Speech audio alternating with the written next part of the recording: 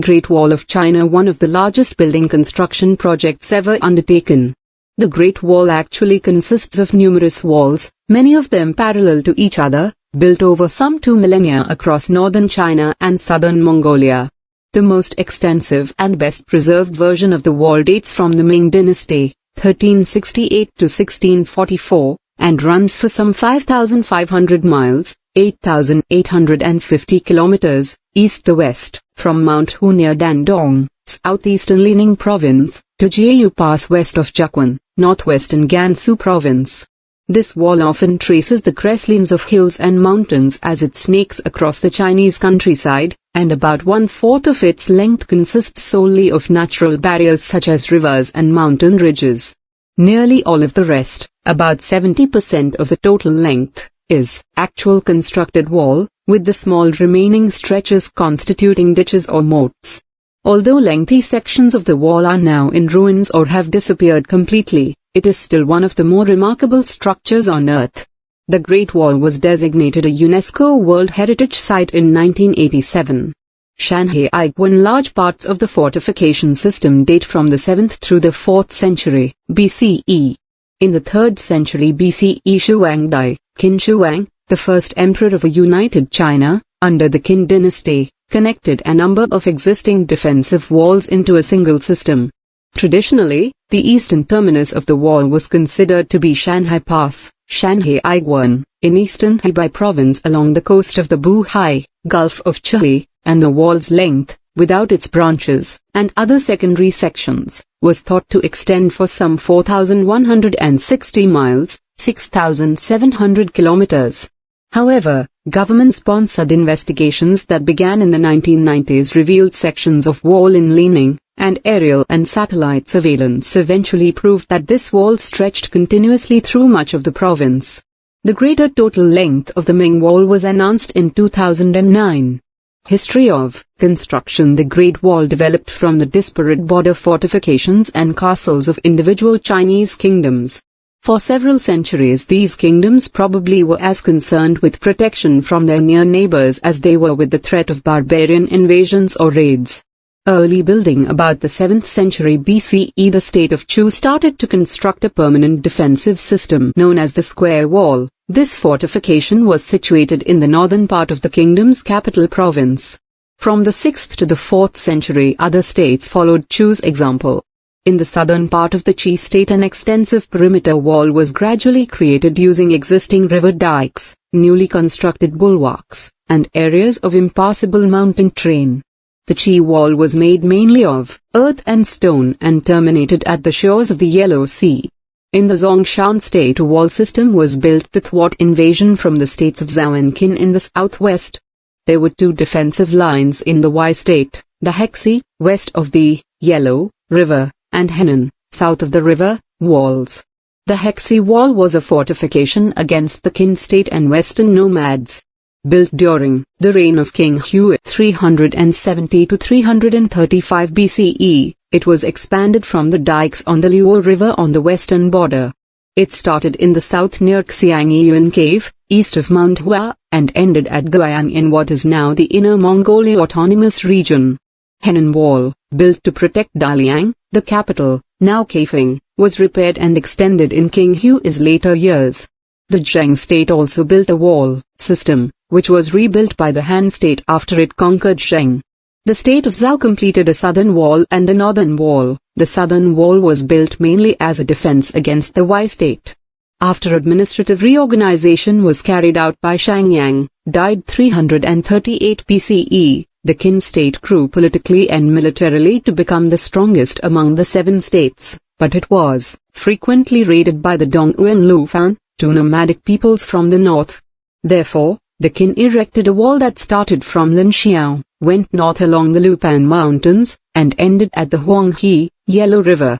In the Yan state 2 separate defensive lines were prepared, the Northern Wall and the Yeshui Wall, in an effort to defend the kingdom from attacks by northern groups such as the Dongwu, Linu, and Lufan, as well as by the Qi state in the south. The Yeshui Wall was expanded from the dike of the Yi River as a defense line against Qi and Zhao, its 2 main rival states. It began southwest of Yi City, the capital, and ended south of Wenan. In 290 BCE, the Yan state built the northern wall along the Yan mountains, starting from the northeast in the area of Zhangjiak in Hebei, passing over the Liao River, and extending to the ancient city of Xiangping, modern Liaoyang. This was the last segment of the Great Wall to be erected during the Zhang Warring States period. In 221 BCE, Xuangdi, the first Qin emperor, completed his annexation of Qi and thus unified China. He ordered removal of the fortifications set up between the previous states because they served only as obstacles to internal movements and administration. In addition, he sent General Meng Tan to garrison the northern border against incursions of the nomadic Xiongnu and to link the existing wall segments in Qin, Wan, and Zhao into the so-called 10,000 Li long wall, to Li equal approximately 0.6 mile, 1 kilometer. This period of construction began about 214 BCE and lasted a decade. Hundreds of thousands of soldiers and conscripted workers labored on the project. With the fall of the Qin dynasty after Xuangdi's death, however, the wall was left largely ungarrisoned and fell into disrepair. The Han through Yuan dynasties during the reign of the Han Emperor Wudi, 141 to 87 BCE, the wall was strengthened as part of an overall campaign against the Xiongnu. From that period, the Great Wall also contributed to the exploitation of farmland in northern and western China and to the growth of the trade route that came to be known as the Silk Road. In 121 BCE, a 20-year project of construction was started on the Yeshui Wall, generally known as the Side Wall, between Yongdong, now in Gansu, in the east, and Lake Lopner, now in Xinjiang, in the west. According to Zhuayan Hanjian, Zhuayan correspondence of the Han, the strong points set up along the wall included a beacon every 5 li, a tower every 10 li, a fort every 30 li, and a castle every 100 li. The main work on the wall during the Dong, Eastern, Han period, 25 to 220s, took place during the reign of Liuxu, Guingwudi, who in 38 ordered the repair of 4 parallel lines of the Great Wall in the area south of the Yeshui Wall. The Great Wall served not only for defense but also to centralize control of trade and travel. During the Northern Wei dynasty, 386 to 534-535s, the Great Wall was repaired and extended as a defense against attacks from the Wan and Khitan tribes in the north. According to Yeshui, Miniyuan History of Wei, Chronicle of Emperor Miniyuan, in 417, the 8th year of the reign of Miniyuan, 409 to 423, a part of the Great Wall was built south of Qingchuan, from Chicheng, now in Hebei, to Yuanyuan, now in Inner Mongolia, in the west, extending more than 620 miles, 1,000 kilometers. During the reign of Taiwudi, 423 to 452, a lower and thinner wall of rammed earth was built around the capital as a complement to the Great Wall.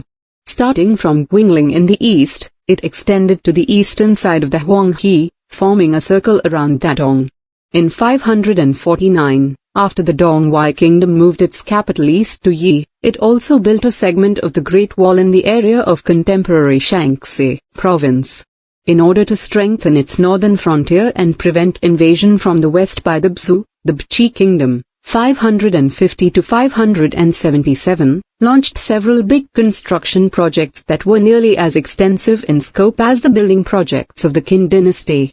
In 552 a segment was built on the northwestern border, and only 3 years later the emperor ordered the recruitment of 1.8 million workers to repair and extend other sections.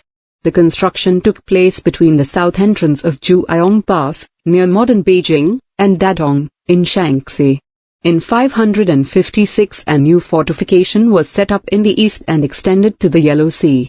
The following year a second wall was built inside the Great Wall within modern Shaanxi, beginning in the vicinity of Liaoyang east of Pianguan, extending to the east beyond Yanmen Pass and Pingxing Pass, and ending in the area around Xiaguan in Shaanxi. In 563 the Emperor Wakingdai of the Bchi had a segment repaired along the Taihang Mountains.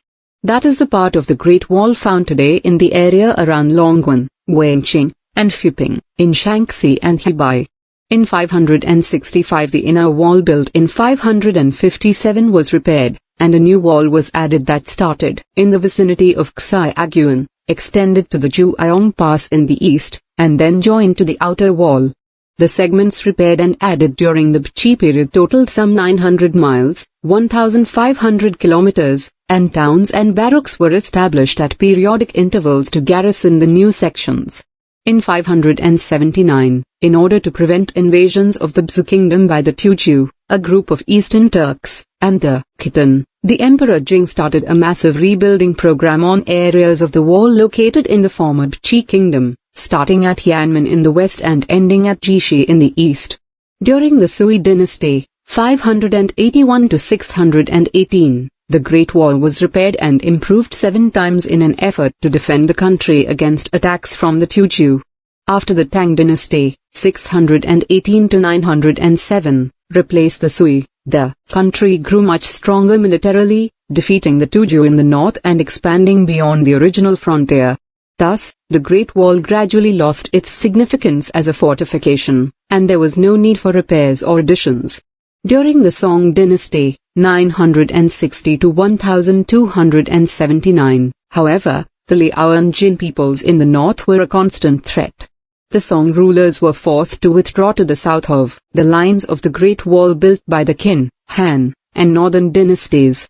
Many areas on both sides of the wall were subsequently taken over by the Liao, 907 to 1125, and Jin dynasties, 1115 to 1234. When the Song rulers had to retreat even farther, to the south of the Yangtze River, Changjiang repairs to the wall or extensions of it were no longer feasible. Limited repairs were carried out once, 1056, during Liao times but only in the area between the Yarsi and Hunton rivers. In 1115, after the Jin dynasty was established, work was performed on 2 defensive lines at Mingqing. The old wall there, previously called the Yeshui Wall, or Jianyuan Fort, ran westward from a point north of Wulanhada, then wound through the Hiailatu Mountains, turning to the north and then to the west again, finally, ending at the Nuanzhui River. The second of the lines was the New Mingqing Wall, also called the Inner Jin Wall or the Jin Trench, which was constructed south of the old wall. It started in the west from a bend in the Huanghe and ended at the Sangari, Songhua, River. During the Yuan, Mongol, dynasty, 1206 to 1368, the Mongols controlled all of China, as well as other parts of Asia and sections of Europe. As a defensive structure the Great Wall was of little significance to them, however, some forts and key areas were repaired and garrisoned in order to control commerce and to limit the threat of rebellions from the Chinese, Han, and other nationalities. The Ming dynasty to the present rulers during the Ming dynasty, 1368 to 1644, ceaselessly maintained and strengthened the Great Wall to prevent another Mongolian invasion. The majority of the work took place along the old walls built by the Qi and Bai. Most of the Great Wall that stands today is the result of work done during the reign of the Hongzhi Emperor, 1487 to 1505. Starting west of Juiang Pass, this part of the wall was split into south and north lines, respectively named the inner and outer walls. Along the wall were many strategic passes, that is, fortresses, and gates. Among them were Juiang, Dauma, and Zijing passes, the 3 closest to the Ming capital Beijing. Together they were referred to as the 3 inner passes. Farther west were Yanmen, Ningwu, and Piantou passes, known as the 3 outer passes. Both the inner and outer passes were of key importance in protecting the capital and were usually heavily garrisoned. After the Qing, Manchu, dynasty, 1644–1911 twelfths, replaced the Ming, there was a change in ruling strategy called Huairu, mollification, wherein the king tried to pacify the leaders and peoples of Mongolia, Tibet, and other nationalities by not interfering with local social, cultural, or religious life. Because of the success of that strategy, the Great Wall was repaired less frequently, and it gradually fell into ruin. Design of the fortification's westernmost portion of the Great Wall of China passes were major strongholds along the wall, usually located at such key positions as intersections with trade routes. The ramparts of many passes were faced with huge bricks and stones, with dirt and crushed stones as filler. The bastions measured some 30 feet, 10 meters, high and 13 to 16 feet, 4 to 5 meters, wide at the top. Within each pass were access ramps for horses and ladders for soldiers. The outside parapet was crenellated, and the inside parapet, or nukiang, was a low wall about 3 feet, 1 meter, high that prevented people and horses from falling off the top. In addition to serving as an access point for merchants and other civilians, the gate within the pass was used as an exit for the garrison to counterattack raiders or to send out patrols. Under the gate arch there was typically a huge double door of wood. Bolts and locker rings were set in the inner panel of each door. On top of each gate was a gate tower that served as a watchtower and command post. Usually it stood 1 to 3 stories, levels, high and was constructed either of wood or of bricks and wood. Built outside the gate, where an enemy was most likely to attack, was a wenching, a semicircular or polygonal parapet that shielded the gate from direct assault. Extending beyond the most strategic wenchings was an additional line of protection, the liuoqing, which was often topped by a tower used to watch those beyond the wall and to direct troop movements in battles waged there. Around the gate entrance there was often a moat that was formed in the process of digging earth to build the fortifications. Signal towers were also called beacons, beacon terraces, smoke mounds, or kiosks. They were used to send military communications, beacon, fires or lanterns, during the night or smoke signals in the daytime. Other methods such as raising banners, beating clappers, or firing guns were also used. Signal towers, often built on hilltops for maximum visibility, were self-contained high platforms or towers. The lower levels contained rooms for soldiers, as well as stables, sheepfolds, and storage areas. The wall itself was the key part of the defensive system. It usually stood 21.3 feet, 6.5 meters, wide at the base and 19 feet, 5.8 meters, at the top, with an average height of 23 to 26 feet, 7 to 8 meters, or a bit lower on steep hills. The structure of the wall varied from place to place, depending on the availability of building materials. Walls were made of tamped earth, sandwiched between wooden boards, adobe bricks, a brick and stone mixture, rocks, or pilings and planks. Some sections made use of existing river dikes, others used rugged mountain terrain such as cliffs and gorges to take the place of man-made structures. In the western deserts the walls were often simple structures of rammed earth and adobe. Many eastern ramparts, such as those near Bidling, were faced with stone and included a number of secondary structures and devices. On the inner side of such walls, placed at small intervals, were arched doors called wan, which were made of bricks or stones. Inside each wan were stone or brick steps leading to the top of the battlement. On the top, on the side facing outward, stood 7-foot, 2-meter, high crenels called juoku. On the upper part of the juoku were large openings used to watch and shoot at attackers, and on the lower part were small openings, or loopholes, through which defenders could also shoot. At intervals of about 650 to 1000 feet, 200 to 300 meters, there was a crenellated platform rising slightly above the top of the wall and protruding from the side that faced attackers. During battle the platform provided a commanding view and made it possible to shoot attackers from the side as they attempted to scale the wall with ladders. On several platforms were simply structured huts called pufang, which provided shelter for the guards during storms. Some platforms, as with signal towers, had 2 or 3 stories and could be used to store weapons and ammunition. Those at Bidling commonly had 2 stories, with accommodations for more than 10 soldiers on the lower level. There were also drainage ditches on the walls to shield them from damage by excessive rainwater. Military administration. Each major stronghold along the wall was hierarchically linked to a network of military and administrative commands. During the rule of Xuangdai, 12 prefectures were established along the wall, and in the Ming period, the whole fortification was divided into 9 defense areas, or zones. A post chief, zongbingwan, was assigned to each zone. Together they were known as the 9 border garrisons. tradition and conservation. The Great Wall has long been incorporated into Chinese mythology and popular symbolism, and in the 20th century it came to be regarded as a national symbol. Above the East Gate, Dongmen, at Shanhai Pass is an inscription attributed to the medieval historian Xiao Xian, which is translated as First Pass Under Heaven, referring to the traditional division between Chinese civilization and the barbarian lands to the north.